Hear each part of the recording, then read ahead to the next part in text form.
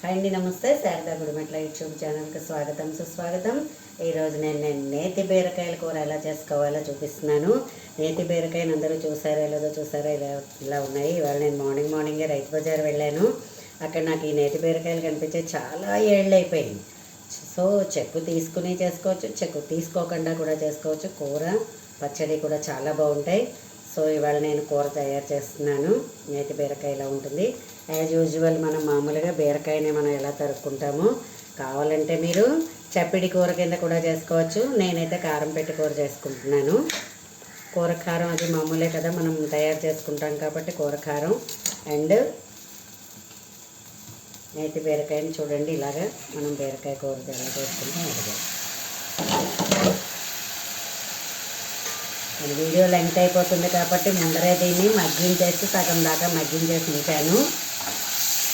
చూసారా, ఇదిగో ఇలా ఉడికిపోయింది. ఓకేనా, దీనిలో మనం సాల్ట్, చింతపండు పులుసు, మీ కూరని బట్టి ఆ చింతపండు పులుసు సాల్ట్ అన్నది మీ అందరికీ తెలుస్తుంది కదా. ఇగో కూర కారం వేసేస్తున్నాను నేను. అండ్ దీంట్లో కొంచెం మనం నువ్వుపిండి కూడా వేసుకుంటే మంచి టేస్టీగా ఉంటుంది. నువ్వుపిండి కూడా వేస్తున్నాను. ఇది మీకు ఉంటే వేసుకోండి, లేకపోతే లేదు. అది మన ఇంట్లో ఉంటే రెడీగా వేసుకోవాలి. అలాగే నేతి బీరకాయ ఎవరైనా తేనె కలుపుతూ కబుర్లు చెబుతూ ఉంటే నేతి బీరకాయలో నెయ్యి ఎంత ఉంటుందో నీ కబుర్లు కూడా అలాగే ఉన్నాయని చెప్పి అంటూ ఉంటారు. అదిగో చూసారా, అదిగో నేతి బీరకాయ అందులో ఎంత నెయ్యి ఉంటుందో అలాగే కబుర్లు కూడా నేతి బీరకాయల కబుర్లు చెప్తున్నావే అని అనేవారట పూర్వము. సో అంటే అంత మృదువుగా ఉంటుందన్నమాట. చూడండి, ఇగో ముక్కలు కూడా చూపిస్తున్నాను. అదిగో భలే లేతగా ఉంది. అసలు ఒక గింజ అనేది లేదు దానికి.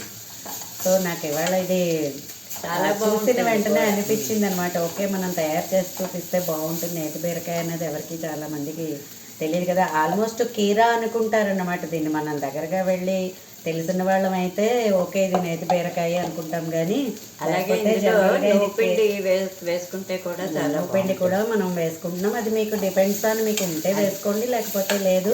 వేసుకోకపోయినా వచ్చే నష్టం ఏమీ లేదు. వేసుకుంటే చాలా బాగుంటుంది, టేస్ట్ బాగుంటుంది. ఇంకా టేస్ట్ చాలా బాగుంటుంది.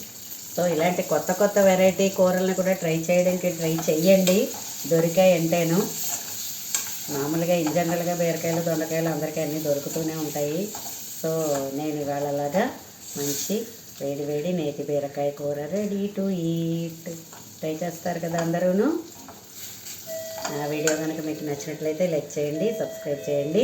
మరిన్ని వీడియోస్ కోసం బెల్ ఐకాన్ని క్లిక్ చేయండి. ధన్యవాదములు.